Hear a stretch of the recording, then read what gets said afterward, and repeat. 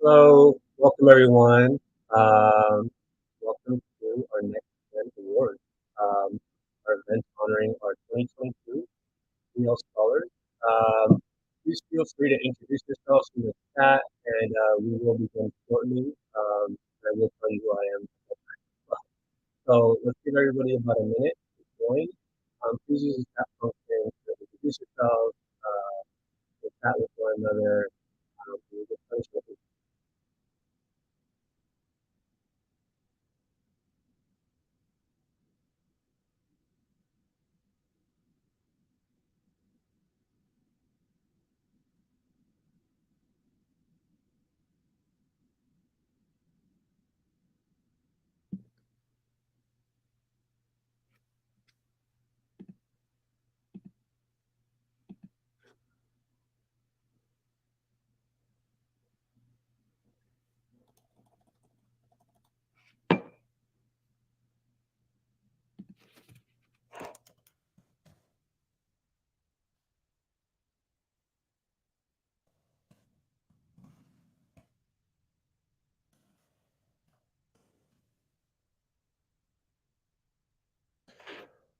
All right, I see folks are joining. Welcome, Sheila. Welcome, Stacy. All right. So folks are still joining, but we're going to go ahead and get started. So once again, thank you to everyone who's joining us today for our Next Gen Awards event. My name is Jasjeet Singh. I'm the Director of Programs here at California ChangeLawyers. I've been at ChangeLawyers for over 4 years now, and in my role, I work closely with our scholars and ensure that they are set up for success. So it's my distinct honor to host today's event, in which we are celebrating and recognizing our 2022 3L scholars. For those unaware, ChangeLawyers is a statewide foundation. Our mission is to build a better justice system for all Californians. We empower the next generation of lawyers, judges, and activists to create a more diverse legal profession, a fair justice system, and a better California. We believe that a state as diverse as California should have a justice system led by advocates of all ethnicities and races. Our scholarships program itself is made possible through a collaborative funding model in which we partner with bar associations and other philanthropic organizations to maximize our impact, both through our funding and our strategy, which includes building partnerships, connections, and networks that can be used to strengthen the work that we do. So for 2022, we selected 28 scholars from a very competitive pool of applicants. They represent 15 different law schools from across the state. Over 70% of them are first-generation college graduates, and over 90% of them are first-generation law graduates. So I'm very excited for you to meet them all virtually here shortly. These 28 scholarships are made possible through 18 different scholarship sponsors. But I do want to especially recognize two scholarships that we made in-house in memory of Anjan Chaudhry. Anjan was a ChangeLawyers board member and a champion of our scholarships program. He was a partner at Munger, Tolles, and Olson, and unfortunately passed away on April 3rd. We absolutely miss him, and we will continue to honor him through the work that we do here at ChangeLawyers. As for our event today, I also want to acknowledge and thank our event sponsors. Those sponsors are the American Bar Association, the ABA Retirement Funds, the Center for Gender and Refugee Studies, and the Kazan McLean Partners Foundation. So thank you everyone for making this event possible. Thank you everyone for funding and supporting the work and making it possible to fund all 28 of these scholarships. So next up, I'm really excited to share a very special video that introduces you to our scholarships program and also gives you a glimpse of our 2022 3L scholarships cohort.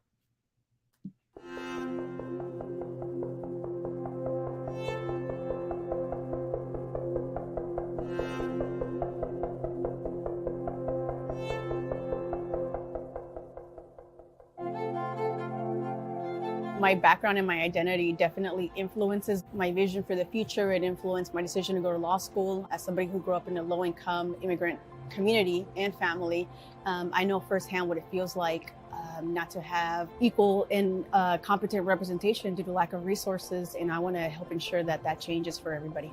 My parents immigrated here from Mexico, and I'm one of 6 children.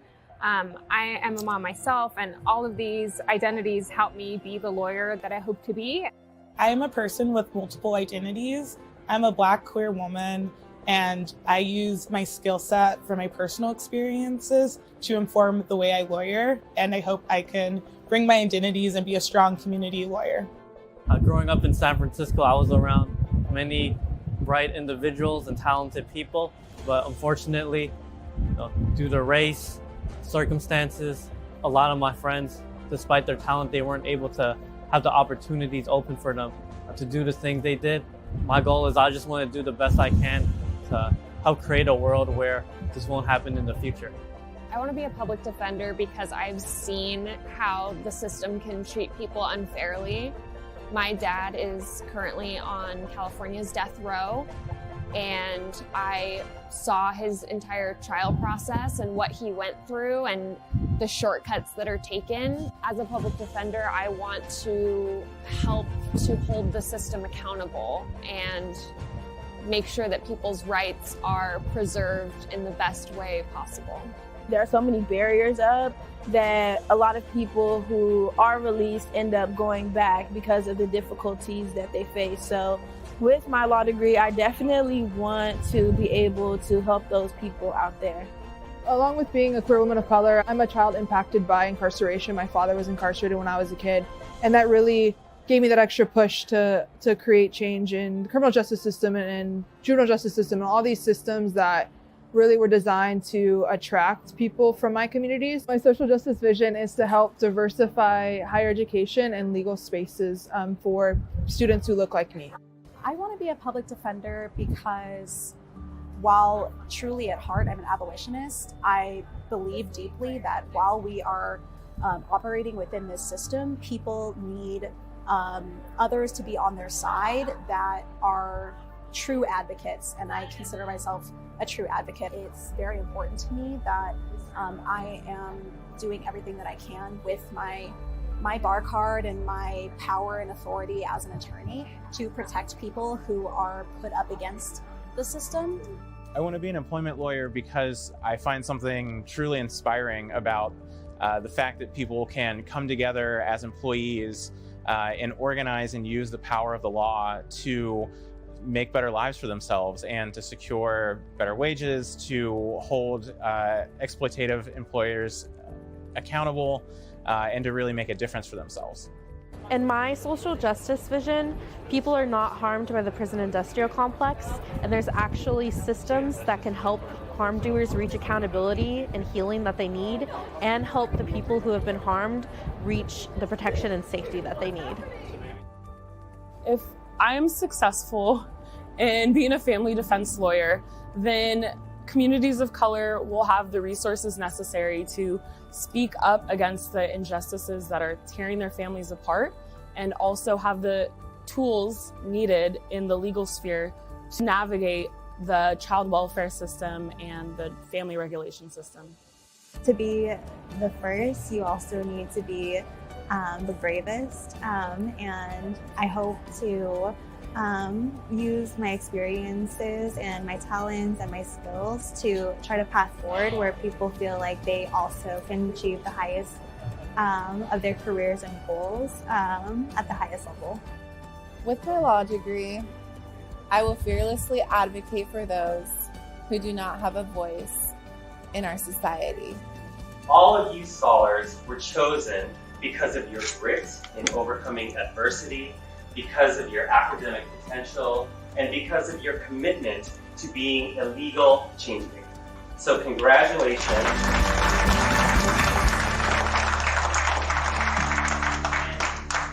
My name is Grace Carson, and I am a change lawyer. My name is Anna Dominguez, and I'm a change lawyer. My name is Beatrice, and I'm a change lawyer. My name is Gladys Hernandez Cisneros, and I'm a change lawyer. My name is Antonia James, and I am a change lawyer. My name is Taylor Jarvis, and I'm a change lawyer. My name is Richard Lee, and I am a change lawyer. My name is Braden Litzinger, and I am a change lawyer. My name is Jamila Najib, and I'm a change lawyer. My name is Rosie Palomino, and I am a change lawyer. My name is Gabby Sergi, and I'm a change lawyer.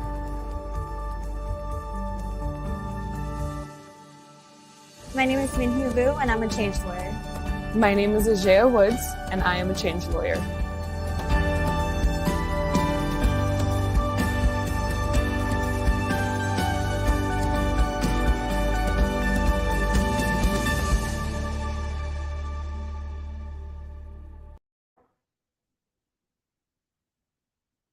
Well, that really turned out wonderful.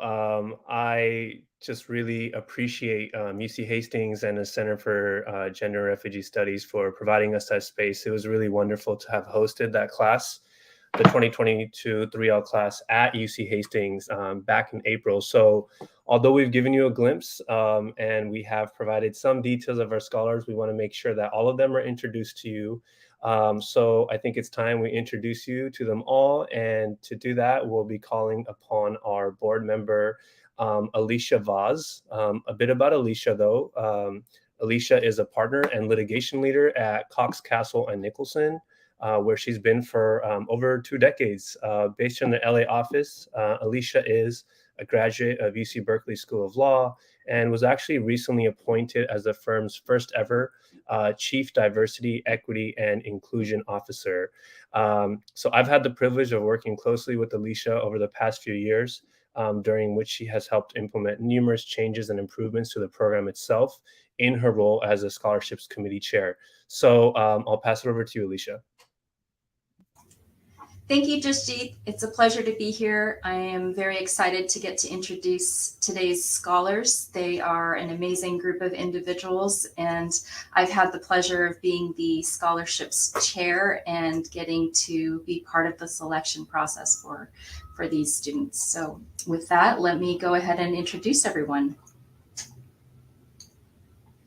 Marjan Chris Abubo, UC Davis School of Law, sponsored by Philippine American Bar Association. Lilis Abuelhawa, Santa Clara University School of Law, sponsored by Arab American Lawyers Association of Southern California. Tanaz Asli, Golden Gate University School of Law, sponsored by Iranian American Bar Association of Northern California. Grace Carson, UCLA School of Law, sponsored by California Indian Law Association. Jada Davis, California Western School of Law, sponsored by Earl B. Gilliam Bar Foundation. Tiffany De Guzman, UC Berkeley School of Law, sponsored by Filipino Bar Association of Northern California. Ana Dominguez, UC Davis School of Law, Latino Lawyers, sponsored by the Latino Lawyers Bar Association. Ashley Duran, University of Laverne College of Law, sponsored by Daniel S. Goodman Memorial Scholarship Fund. Beatrice Greenberg, Loyola Law School, Los Angeles, sponsored by the California Association of Black Lawyers Judicial Council Founders Fund. Gladys Hernandez Cisneros, UC Davis School of Law, sponsored by California ChangeLawyers in memory of Anjan Chowdhury. Sierra Hawley, Loyola School of Law, Los Angeles, sponsored by Consumer Attorneys of California. Kyle Hosley, University of San Francisco School of Law, sponsored by the Charles Houston Bar Association. Antonia James, UC Irvine School of Law, sponsored by the California Association of Black Lawyers Judicial Council Founders Fund.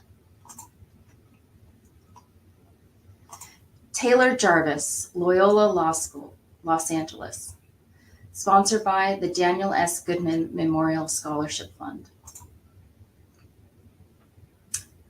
Richard Lee, UC Hastings College of the Law, sponsored by Asian American Bar Association Law Foundation. Braden Litzinger, UCLA School of Law, sponsored by the California Association of Black Lawyers. Talia Lubin, UC Hastings College of Law, sponsored by the Daniel S. Goodman Memorial Scholarship Fund. Josephine Mendoza, UC Hastings College of the Law, sponsored by San Francisco La Raza Lawyers Association. Jamlia Najib, UC Hastings College of the Law, sponsored by Charles Houston Bar Association. Rosie Palomino, San Joaquin College of the Law, sponsored by Daniel S. Goodman Memorial Scholarship Fund. Andrea Reyes Corena, UC Davis School of Law, sponsored by Daniel S. Goodman Memorial Scholarship Fund. Yesenia Sandoval, University of San Francisco School of Law, sponsored by East Bay La Raza Lawyers Scholarship Fund. Gabby Sergi, UC Hastings College of the Law, sponsored by Tom Homan LGBT Law Foundation. Kamala Luna Valdivieso, Golden Gate University School of Law, sponsored by Bay Area Lawyers for Individual Freedom. Jonathan Verdugo, University of San Francisco School of Law, sponsored by California ChangeLawyers in memory of Anjan Chowdhury. Min Hugh Vu, University of San Diego School of Law, sponsored by Asian Pacific Bar Association of Silicon Valley.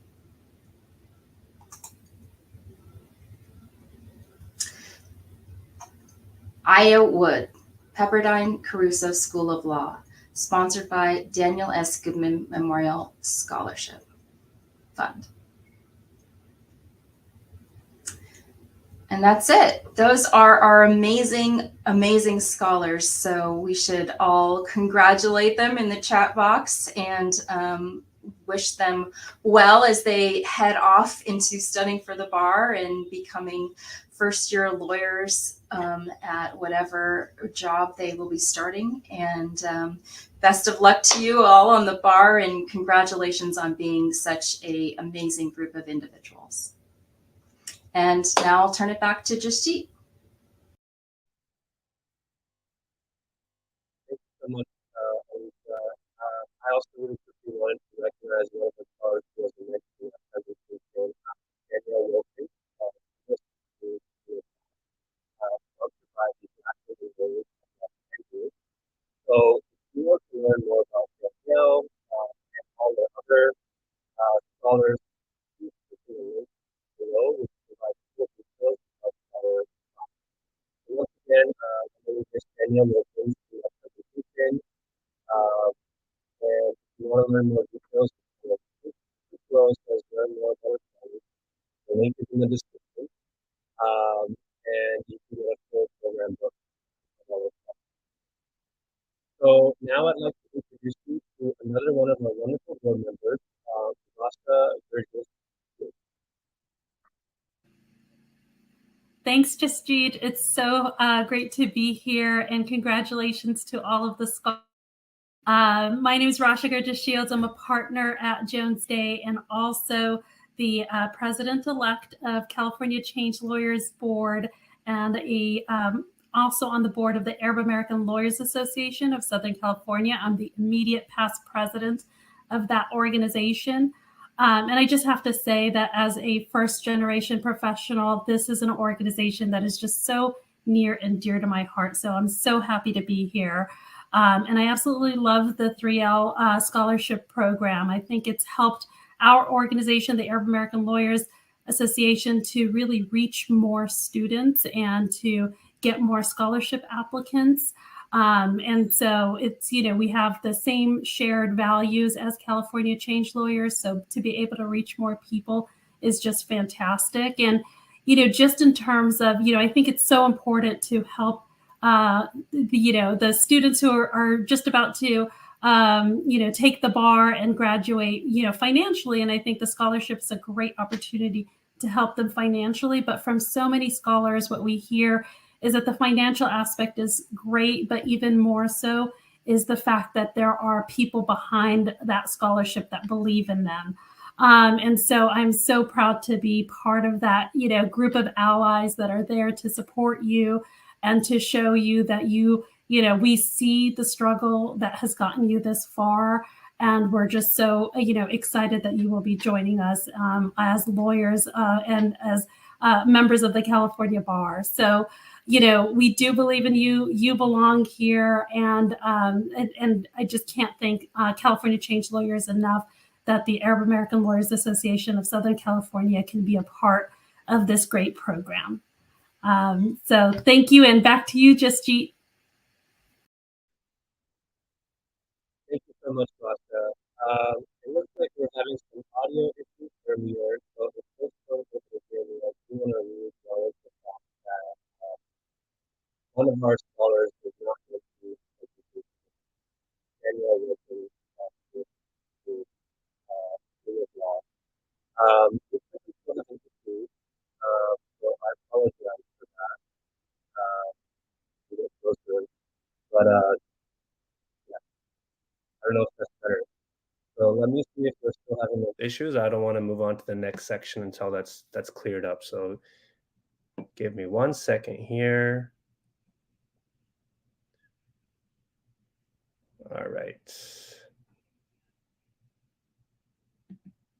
Okay. Seems like that's better. So great. So thank you, Rasha. Folks, I'll just add that we wouldn't be able to do all this work without your support. If you look at the description in the link, one of those, I'm hoping you can make a donation and join us in building a better justice system for all Californians. Please go to the link below, the link is in the description. We would love for you to support us, support the work that we do for the next generation of lawyers, specifically Change Lawyers. So thank you again. And as you're all doing that, I'm going to actually move on to the final segment for today, which is our Fireside Chat between Change lawyer Maddie Flood and Professor Melisa Murray. So I'll give you a brief introduction of both. So Maddie is a California Change Lawyers Legal Fellow. In the 2020s when Maddie began her fellowship, her legal fellowship, and recently she was promoted to supervising attorney at her host organization, which is Uncommon Law. So a bit about Uncommon Law. Uncommon Law is an organization at the forefront of changing public narratives about people serving lengthy prison sentences for violent crime. Over the past 15 years, their team has fought to ensure that all people incarcerated for violent crime have access to healing, justice, and effective legal representation. So it's through their unique trauma-informed model of advocacy that they provide space currently missing in the system for healing, accountability, and a safe pathway home from prison. Professor Murray is a Frederick I and Grace Stokes Professor of Law at NYU Law and a leading expert on reproductive rights. She's also the host of the breakout hit podcast, Strict Scrutiny, which discusses the Supreme Court and all the legal culture that surrounds it. I also want to say that in recognition of her work, we're honored to provide her with the California Change Lawyers Leadership Award, which we provide to social justice legal superstars who are paving the way for the next generation of change lawyers. So I'm really excited to introduce Maddie and Professor Murray. Thank you both, and I'll let you take it away. Thank you so much, Jasjeet. It's such a pleasure to be here with my Change Lawyers family. It's always a great time with you all, and it's even better because today we have Melisa Murray here with us. Pass it over to you. Thank you so much. And thank you so much, Jasjeet, for this fantastic award. I am so honored. I have followed Change Lawyers' work for so many years. When I was at Berkeley, I had so many students who were involved in Change Lawyers. And so this is not just a tremendous honor for me. It really does feel like coming home. So thank you so much for this incredible recognition. Well, it's our honor to have you here today, Melisa. And so we'll just jump right in to starting to talk about all that we have going on. You are one of the only Black Supreme Court commentators in the entire country. Why do you think that is? And can you talk a little bit about the legal culture that surrounds the court and why it's important to have BIPOC commentators? So it's a terrific question. It's true. We are a very small sorority / fraternity. I think right now, off the top of my head, I can only think of Kimberly Atkins Storr, who is at the Boston Globe, who is a commentator. And she and I were just somewhere for a conference. And we were joking about this. Like, if something happened at this conference, we would basically wipe out 2/3 of the African-American commentators on the Supreme Court. The only other person I can think of is Elie Mystal for The Nation, who has written a terrific book, Allow Me to Retort, A Black Man's Guide to the Constitution. And he is a fantastic commentator on the court and what it does. I think one of the reasons why there are so few women of color, people of color commenting on the court is that for many years, the view of court commentary was really one that emphasized a kind of studied neutrality about the court and what it did. So this real emphasis on presenting both sides, no matter what the issue was. And I think for those of us from communities of color, from underrepresented communities, the prospect of playing out both sides just doesn't feel terribly authentic. Like, for me, for example, the whole question of reproductive rights is not something that I can really be neutral about. I have a real perspective on that. And I don't think it compromises my ability to talk about what the court does. But I think what has been prized and prioritized among court commentators is this very careful ability to raise both sides of the issue and to talk about both sides as though they're equally meaningful and equally important. And, I just think for people of color, for women, on issues where the stakes are really high, like whether, the political participation of your entire community depends on a decision, it's really hard to do that kind of both sides now sort of thing. And so, I'm very unabashed about it. Like, I can talk about what the other side is doing, but if I don't believe it, if I don't believe that it's right, I'm not going to act like it's right. That resonates so much because I think that attitude definitely flows all the way down into law school classrooms.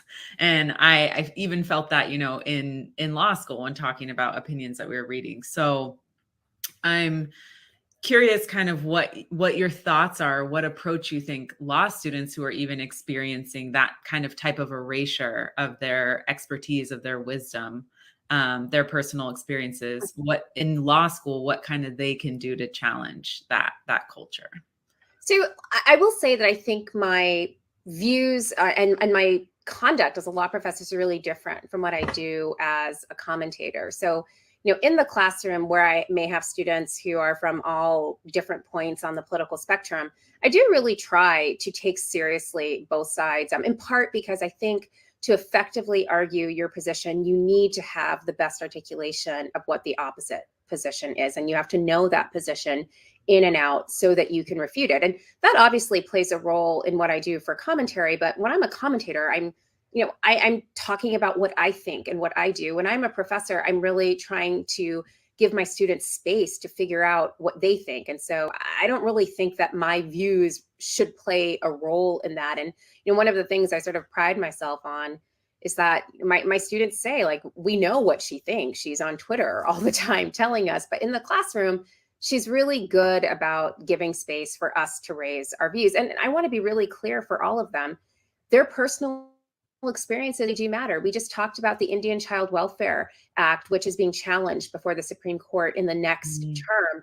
And, I had a Native student who was like, this is a big deal to our community. This question of Native sovereignty on issues relating to child custody, child welfare, that's how Indigenous communities are going to protect the integrity of their bodies, of their communities going into the future. And, he had a very particular view of this. And I think that's exactly right. And I wanted him to share that particular view in the classroom and to feel like he could. And there was nothing wrong with having a particular view of a position. And there might be someone on the other side, but his side was totally valid. And, a lot of students resonated with that. And I thought it was important that he was able to get that perspective across. But my goal in the classroom is to make sure every student feels like they can do that they can surface their own viewpoints, irrespective of what I think. Yeah. It's so important to just hold like you've commented on, like that's expertise in and of itself, right? That understanding of your community, of your views is valid and important and significant expertise. It's not just holding the neutrality, even though in your role as a professor that has to shift. Yeah. So that's amazing. Yeah. Your podcast, Strict Scrutiny, has exploded in popularity and is one of the most loved legal podcasts. I'd love to hear more about how lawyers and law students can use your podcast to educate and mobilize. So one, you can download it. That really helps. So we drop new episodes usually every Monday. And when the court is especially active, as it now is, it's going into a really active period where it's closing out the term and issuing lots of decisions in quick succession. We drop more frequent episodes and often do emergency episodes on cases that are especially big. So we will likely do an emergency episode when the opinion in Dobbs versus Jackson Women's Health Organization, the real opinion, not the draft leaked opinion, when that drops, we'll do an emergency episode on that. And, we talk about a lot of different things on the podcast, sort of the ins and outs of the case, the arguments, what happened at oral arguments. We like to highlight especially good people who were advocating before the court, particularly because the Supreme Court bar really is terrifically homogenous. And so when a really great woman advocate or an advocate of color comes up before the court, we like to highlight the work that they do so that everyone who is listening, including lawyers, people at firms who are looking to diversify their Supreme Court and appellate practices, know that there are really fantastic women and people of color advocates who are out there who can argue before the Supreme Court and do an amazing job. So we like to highlight all of those things. We also like to have experts on, people who are more expert than we are on certain issues, who can really talk about what the actual practical implications of a decision are and what people can do about it. And so, we talk a lot about what comes next, what the landscape will look like after a particular decision. And, more often than not, we come down to one single point of action that, is a little old-fashioned, I think, and maybe people think it's ineffective, but we think all of these issues facing women, facing people of color, facing these underrepresented communities all across the country are inextricably intertwined with assaults on the franchise and the right to vote. And so if you care about what is happening in reproductive rights, if you are alarmed about the Supreme Court's expansion of the Second Amendment and the way in which that expansion has really limited the conversation about meaningful gun reform or gun control, your recourse is to actually vote. And I know that lots of people came out and voted in the 2020 presidential election, and it feels like nothing has really happened. I think some things have happened, but I think it's worth remembering that we can't really move the ball on any of these issues, given the gridlock that currently exists in Congress, unless progressive communities have greater numbers in both of those chambers. And so, again, if you're worried that voting doesn't work, the antidote to that is to vote, like to get all of your friends, to get more of your friends, to really make an impact at the ballot box so that progressive communities can be better represented than they are today, and that those voices can be heard going forward, because we underscore constantly the Supreme Court is by design a minoritarian institution, and it is being used right now in a way that essentially thwarts the views of the majority of this country, things that non-progressive communities cannot accomplish at the ballot box, cannot accomplish in Congress or in state legislatures. They rely on the courts to do that. So think about the Affordable Care Act, for example. When President Trump could not repeal the Affordable Care Act through legislative fiat in Congress, the first thing that administration did was file a lawsuit in a hospitable district court in Texas. And that lawsuit got challenged all the way to the Supreme Court. Didn't result in the repeal of the Affordable Care Act in the end, but that was the move. If you can't do something through ordinary politics, use the courts, a minoritarian institution, to accomplish it. We have to fight back with majoritarian politics. Yeah. Thinking about the landscape of the court right now, on Strict Scrutiny, you all talked about how we're seeing more of a YOLO court, meaning that the court is more willing than ever to disregard institutional legitimacy in favor of ideology. Can you paint a picture for us about how our lives are going to continue to be impacted by this new trend in the court's direction? So we not only call them a YOLO court, you only live once. We also said they were a bit like third graders in the marshmallow experiment. So that famous Stanford experiment where you leave a third grader in the room with a marshmallow and you tell them, if you don't eat this marshmallow when I come back in 15 minutes, I will give you another marshmallow. And now you'll have two. And the whole question is, can they actually exercise patience and can they contemplate and understand the concept of deferred gratification? And invariably, if you know any third graders, they cannot. The court's acting like a third grader, essentially. There is a 6-3 conservative supermajority on this court.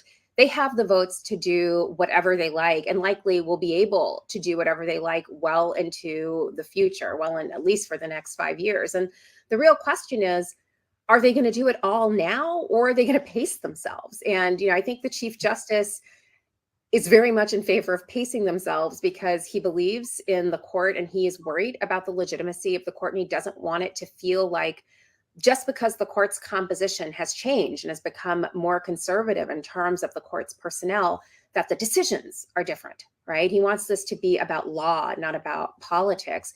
But you have, I think, 3 very conservative justices who are sort of like, no, eat the marshmallow right now. We shouldn't wait on this. We should do all of the things right now. And so, of course, first step has been abortion. Abortion's been the great white whale of the conservative legal movement for a really long time. It's not surprising that this is the first thing they've sought to dismantle.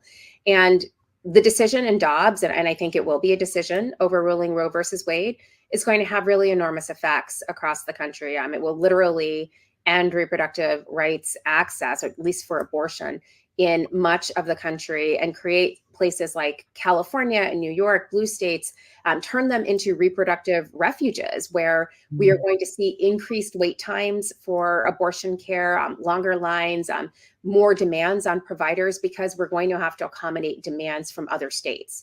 We're also going to see other states trying to limit the opportunity of their citizens to travel to more hospitable jurisdictions to seek abortion care. So, this is actually going to set off quite a lot of litigation, not necessarily about the right to abortion, but about how you can regulate the right to an abortion in another state with more favorable abortion laws. And so I think that'll be a really important question.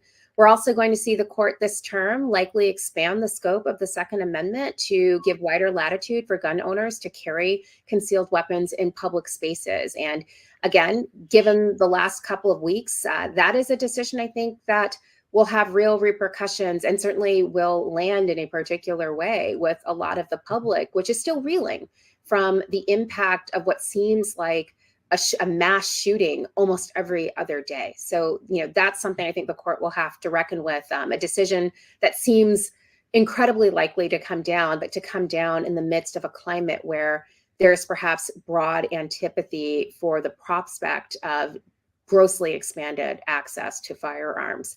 And then, of course, there is next term where the court's going to take up questions about the Indian Child Welfare Act that will affect Native communities and the question of Native sovereignty. It will also take up the very pitched issue of affirmative action once again.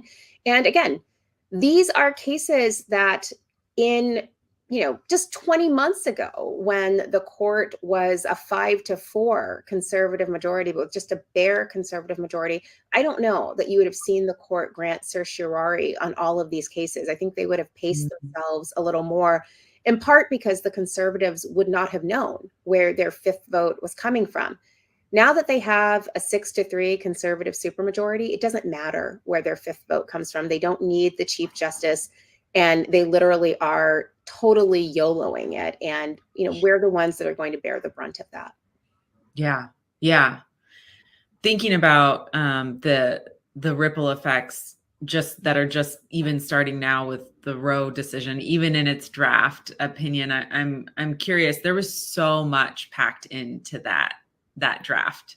And so picking it apart, kind of, do you think that draft is going to look very similar when the final opinion is published, or what pieces do you kind of think might be left behind? Well, so it's great. It's interesting that you describe the draft as sort of being very extreme. That's an example of this kind of eat the marshmallow now, YOLO kind of, sensitivities and sensibilities on the court. Justice Alito could have upheld this Mississippi law, could have overruled Roe versus Wade, but didn't have to be quite so extreme, didn't have to do all of the things. And this is a draft opinion that does all of the things. And, there's speculation about why it was leaked. And, one theory is that because it was so extreme, it may have turned off some members of that conservative majority.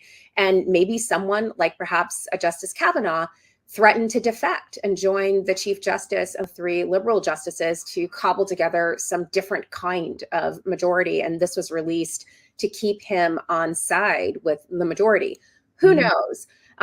But I think you're exactly right. The real question is how much of this draft will survive in the actual opinion that is issued by the court in the next couple of weeks. And, I don't know, but what I think I do know and what I'm pretty confident about is however it is packaged, this is a decision that's going to overrule Roe versus Wade, a decision that has been on the books for 49 years in the United States and on which many individuals have relied. In doing so, it will lay waste to the principle of stare decisis. It will open the door for this court and courts in the future to disregard other precedents that have been viewed as settled on a wide range of issues. It will also open the door for the prospect of withdrawing rights that had previously been conferred. In the draft opinion, Justice Alito says that this is only about abortion because abortion is the only rights issue that really deals with the prospect of ending unborn life. But the logic that he uses to overrule Roe versus Wade could apply to any number of precedents, particularly those precedents that deal with quote unquote unenumerated rights under the 14th Amendment's due process clause. So that includes decisions about the right to marry, like Loving versus Virginia, which announced a right to interracial marriage, or Obergefell versus Hodges, which announced a right to same-sex marriage.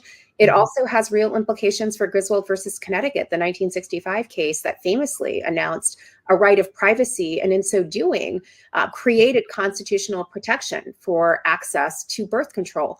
All of that is up for grabs, despite what Justice Alito says. So I think we're just going to see a lot of changes, and this is a decision that not only overrules Roe, it actually emboldens this court to be even more activist than it has been. Yeah. Given kind of the landscape, the court, all that we're looking at, you've written so much about and talked so much about the changes that could happen or that need to happen in order to have a court that's more reflective of our populace and not minoritarian, kind of like you were saying. And so I guess I'm curious, looking at the court directly, you've talked about, the need for a greater reflection of our populace in terms of the judges that are feeding clerks to the court or people who are commentating on the court. But looking at the court sort of directly, I'm curious to hear about what sort of structural reforms you think could be imposed in order to make the court more trustworthy and more reflective of our country. Well, so let me just say, I think the homogeneity that surrounds the court is absolutely unconscionable. And I think just the ecosystem that surrounds the court could do well to be more diverse, not just in terms of the commentators, but also in the clerks. If you look at the ranks of the clerks for those Supreme Court justices each year, it's a relatively homogenous population, a lot of men, a lot of white men, very few people of color, increasingly more women, but that sort of ebbs and flows. And that is reflected in the ranks of the lower federal courts as well, from which this pool of clerks actually is generated. So, more underrepresented folks need to be in that clerkship pool. We need to think about that. And, a lot of my students at Berkeley, when I first got to Berkeley in 2006, weren't thinking about clerking at all. Many of my minority students were not thinking about it at all. And, we really turned the dial up on that at Berkeley, and we had some really fantastic results. Like by the time I left Berkeley in 2018, I think we had 12 African-American students clerking within a period of 3 years on various federal courts. And, Berkeley at the time had very few African American students in each class because of the impact of Proposition 209 and the fact that it really deterred a lot of students from applying to Berkeley. So having 12 students clerking on federal courts was absolutely astonishing and a real credit to the leadership of the school that really pushed this as an issue because it was so important to the profession for these students to have this opportunity. So, I don't want to minimize the question of diversifying the ecosystem at the court. And that also includes those who are arguing before the court. But the structural changes, I think, really are important. And there have been a lot of different structural changes that have been recommended over the last year. There was a commission that was struck by President Biden to examine the prospect of some of these structural reforms and to assess them, although the committee wasn't charged with making recommendations. Among the different reforms they were charged with assessing included expanding the court. And the idea was, perhaps, because there are 13 federal circuits, there should also be 13 justices, one for each circuit, because that's how we got 9 justices in the first place. That was something that was considered. There were also discussions of term limits for federal judges, and whether or not that would require a constitutional amendment. There are also some more mundane fixes that were considered, including limiting the court's jurisdiction on certain issues, including voting rights. I think all of those things are up for grabs, and people have debated them ad nauseum. I think there's likely more support for term limits now than there was for court expansion. There may be more support for court expansion right now than there ever has been.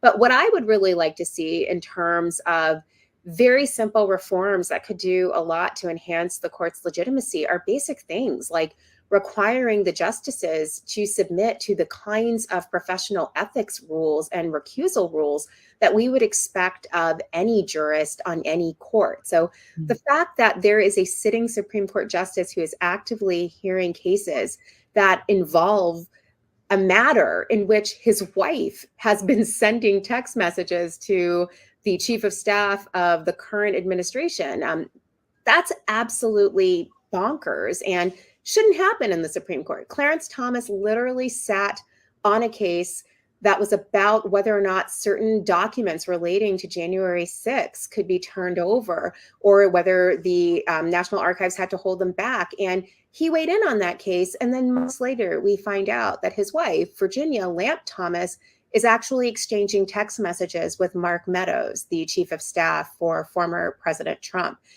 That gives the court the appearance of impropriety. Whether or not there's any impropriety doesn't matter. Everyone knows, if you're a lawyer, you know that half of these ethics rules are not about whether you did something wrong, but whether it looks like something wrong has happened. And that's the kind of optics that I think the court cannot afford.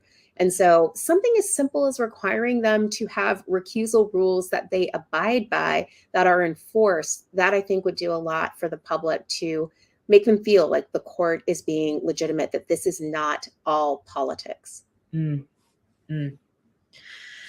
Yeah. This is all, I'm just taking it all in. There's a lot to take in. Let it wash over. We had again, not to pick on Justice Thomas, although I think I do come back to Justice Thomas a lot. There's a picture of Justice Thomas with Herschel Walker, who is a candidate for Senate from Georgia. Why should a sitting Supreme Court judge be taking a photograph with someone who is currently a political candidate, a photograph that is allowed to become public? Again, it gives the impression that this person is deeply enmeshed in some partisan politics. And I just don't know why anyone on the court would feel that that was appropriate. Yeah, absolutely. Absolutely. I think, in terms of building trust, I'm still just that, but building the trustworthiness, I think for me as a Black woman, as a woman of color, seeing, Ketanji Brown Jackson was huge, even though it might not change the overall makeup. Just getting to see that and know that her voice will be there just is still big for me, and hopefully for a lot of people as well. And so I do think that with all of this, as you pointed to, representation on the court, not just in terms of somebody's racial makeup, because that doesn't necessarily mean that their decisions are going to go one way or another, but in terms of their voice and their representation of specific communities and viewpoints. I think it's critical that, like you've pointed out, Berkeley getting more Black students into law clerk positions. It's critical to get more BIPOC, more LGBTQ and plus and other underrepresented groups into these roles. And so how can we get more folks? I mean, you've already pointed to getting these students into legal clerkships. Are there other kind of pathways or routes or ways that we need to be moving underrepresented students into these positions? And I loved in a writing of yours that I read, talking about how right now so much of the underrepresented viewpoints are in dissenting opinions. And so it's like, what can we do to move those viewpoints into the majority opinion? So, I'm going to say a little bit in praise of dissenters and really truly being in the minority. When I came to Berkeley in 2006, I was only the second Black woman to ever be hired to the law school's faculty. The first had been Angela Harris, and she was hired 17 years before me. So 17 years between when I was hired and when she was hired. And when I began, Angela and I were one of two we were each one of two Black women on the law school faculty. The only other African-American was the dean, Christopher Edley, who was the first African-American to lead an elite law school at the time.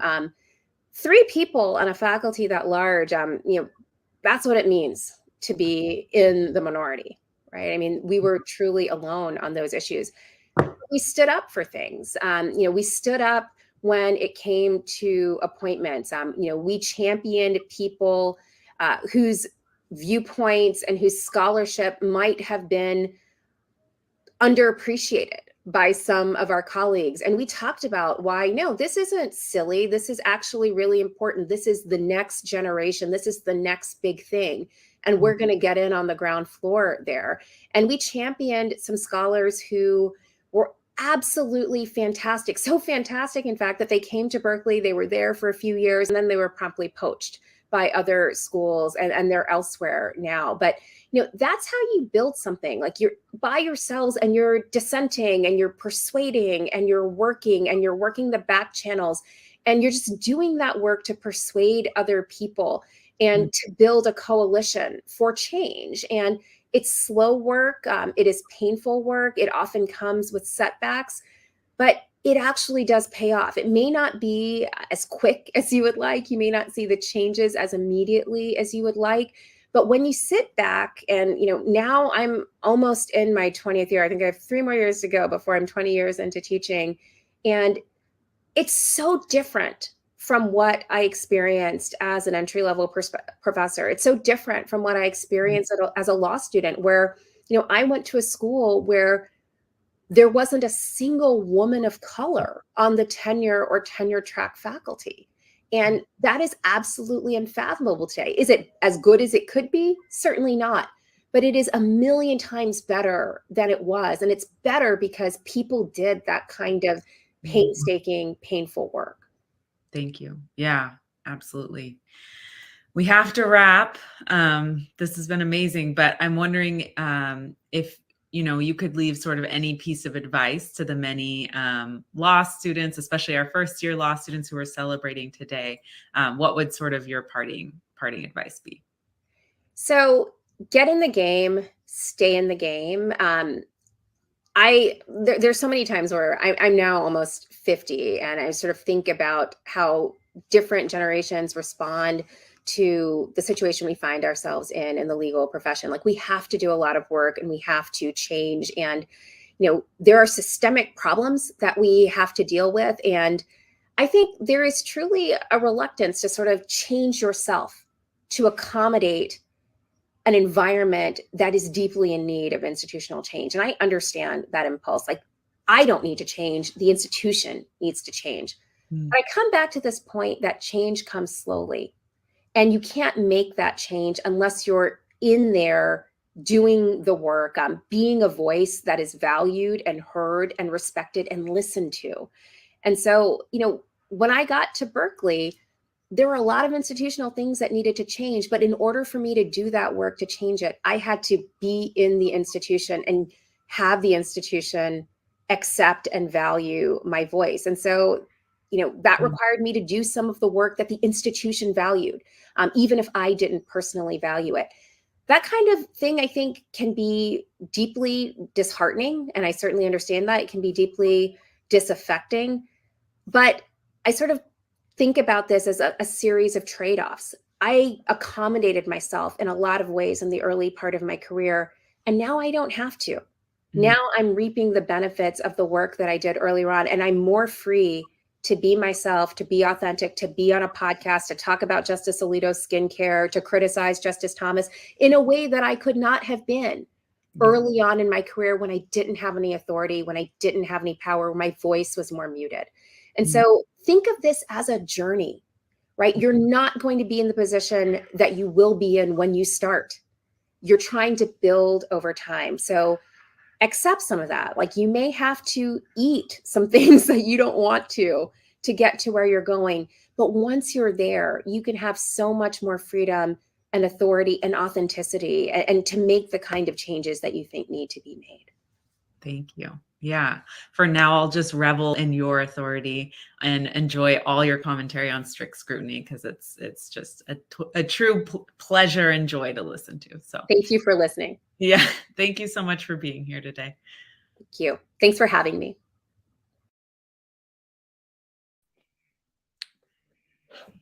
Thank you so much, Maddie and Professor Murray.